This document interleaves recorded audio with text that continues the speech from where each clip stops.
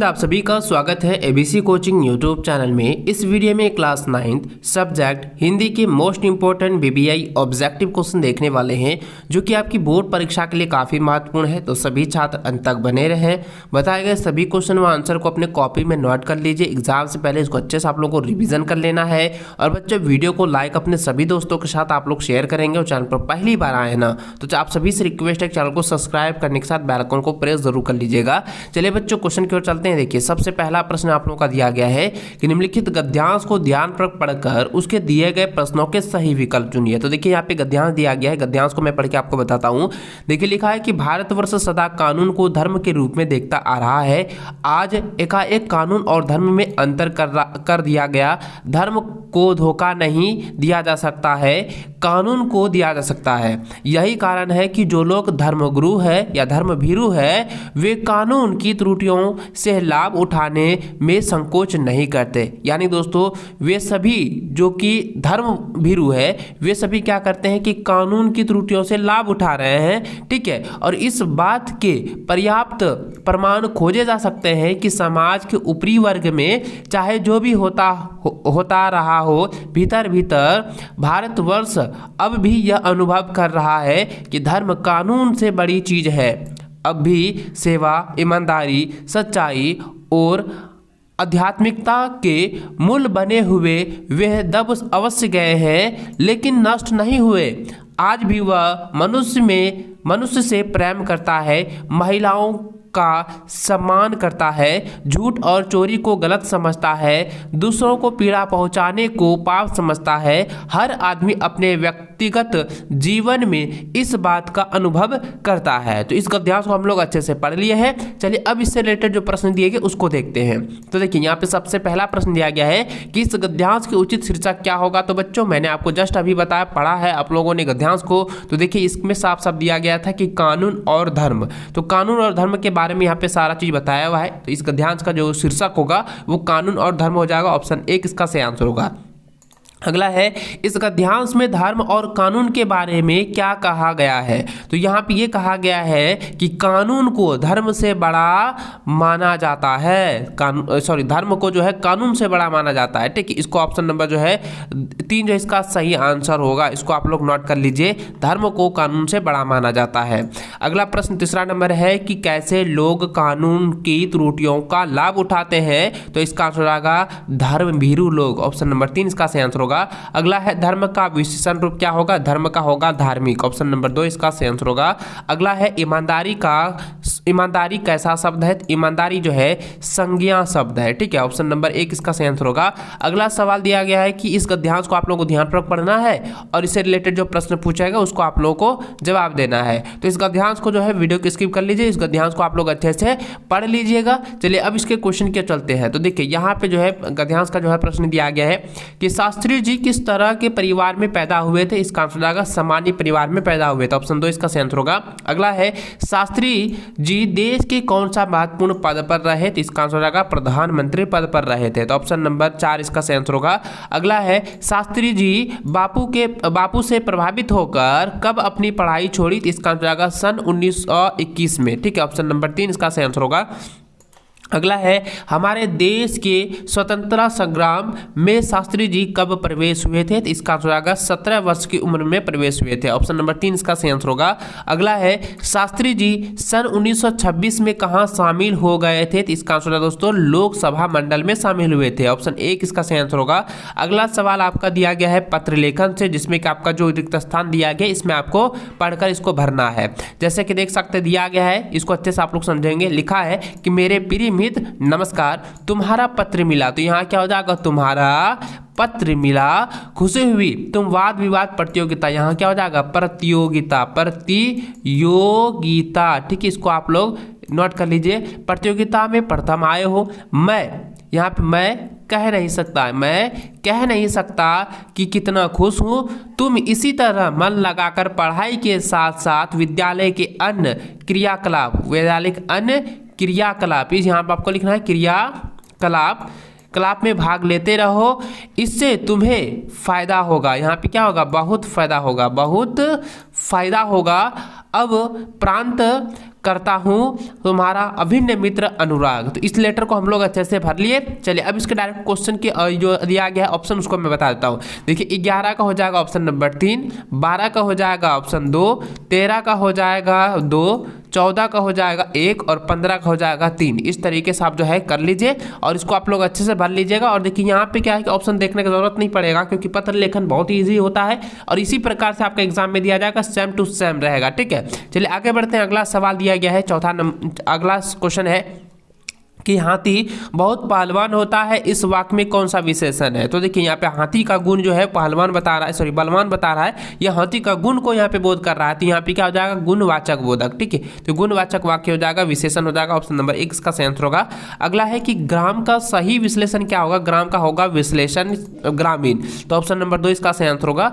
अगला है कि पंडित का सही स्त्रीलिंग शब्द क्या होगा, तो पंडित का होगा स्त्रीलिंग रूप होगा पंडितयाइन, ऑप्शन नंबर 2 इसका सही आंसर होगा।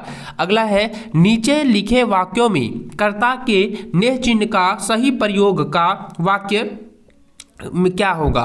तो सही देखिए कर्ता ने चिन्ह का सही प्रयोग किस वाक्य में होगा बच्चों, तो यहाँ हो जाएगा राम ने रोटी खाई, ऑप्शन नंबर जो है 2 इसका सही आंसर होगा। और याद रखें दोस्तों कि कर्ता के नेह चिन्ह जो होता है वो हमेशा क्या होता है, भूतकाल वाला शब्द में प्रयोग किया जाता है, इसको आप नोट करिएगा। ठीक है, चलिए आगे बढ़ते। अगला दिया गया है इनमें से सूर्य का पर्यायवाची कौन नहीं है। तो इसमें दोस्तों इसका आंसर होगा रत्नाकर। रत्नाकर जो है ये सूर्य का पर्यायवाची शब्द नहीं है।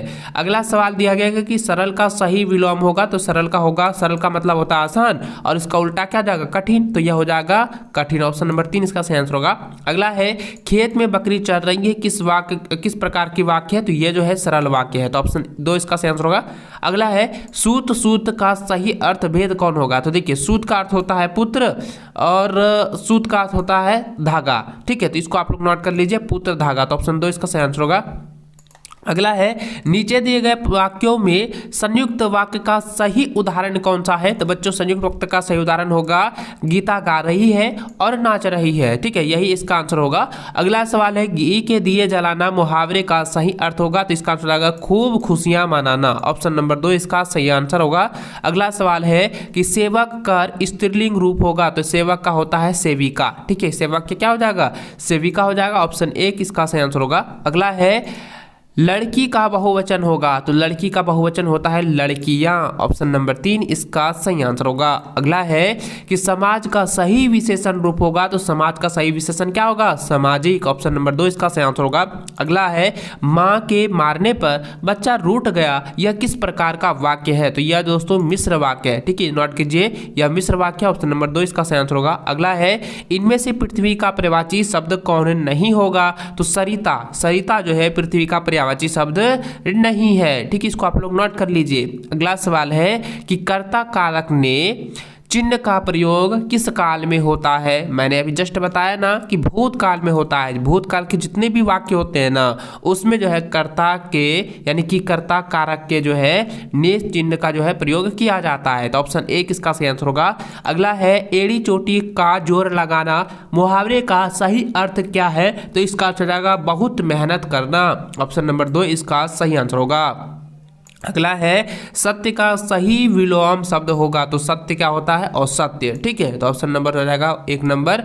ठीक है, इस सही आंसर होगा। अगला सवाल है कि छात्र का सही अर्थ भेद, तो छात्र का होता है आश्रय और छात्र का होता है विद्यार्थी, तो आश्रय विद्यार्थी हो जाएगा, तो ऑप्शन नंबर 2 इसका सही आंसर हो गया।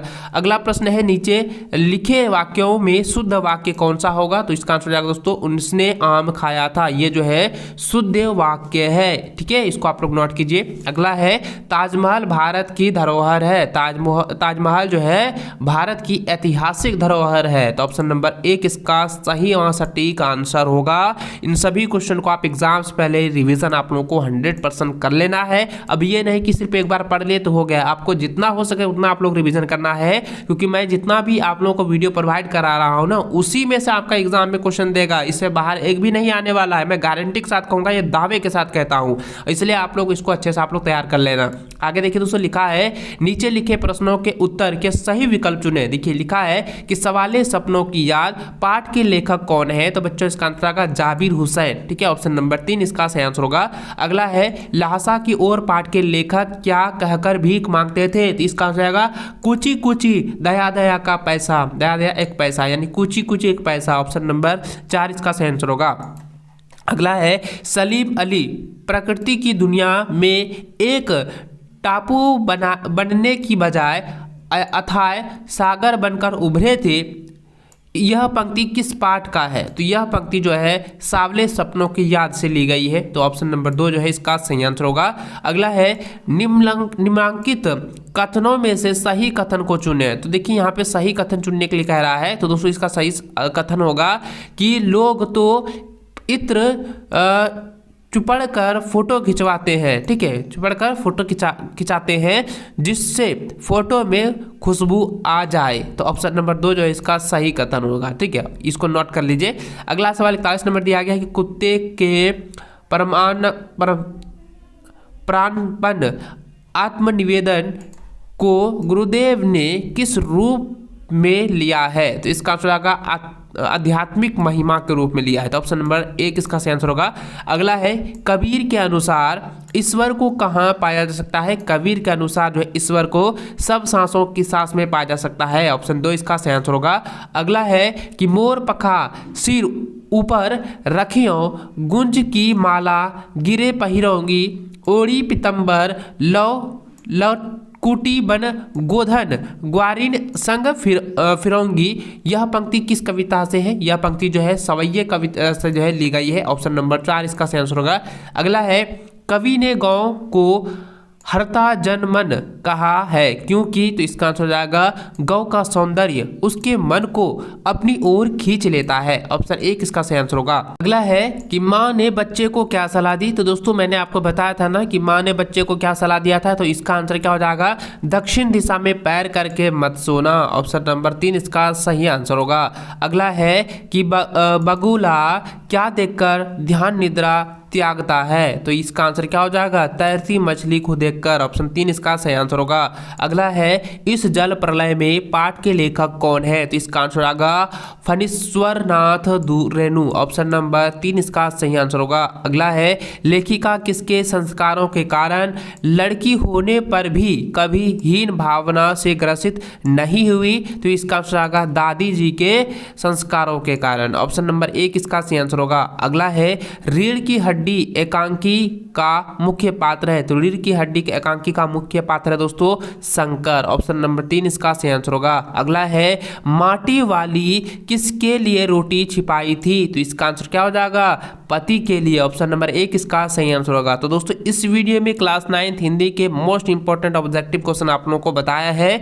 उन सभी क्वेश्चन को आपको रिवीजन कर लेना है क्योंकि एग्जाम में क्वेश्चन दिए जाएंगे, इसलिए आप इसको एग्जाम से पहले ना अच्छे से तैयार कर लेना क्योंकि आप सभी के लिए ये सभी क्वेश्चन आपके लिए बहुत बहुत इंपॉर्टेंट है। ये 100% श्योर है कि आएंगे ही आएंगे, इसलिए आप लोग रिवीजन जरूर कर लीजिए।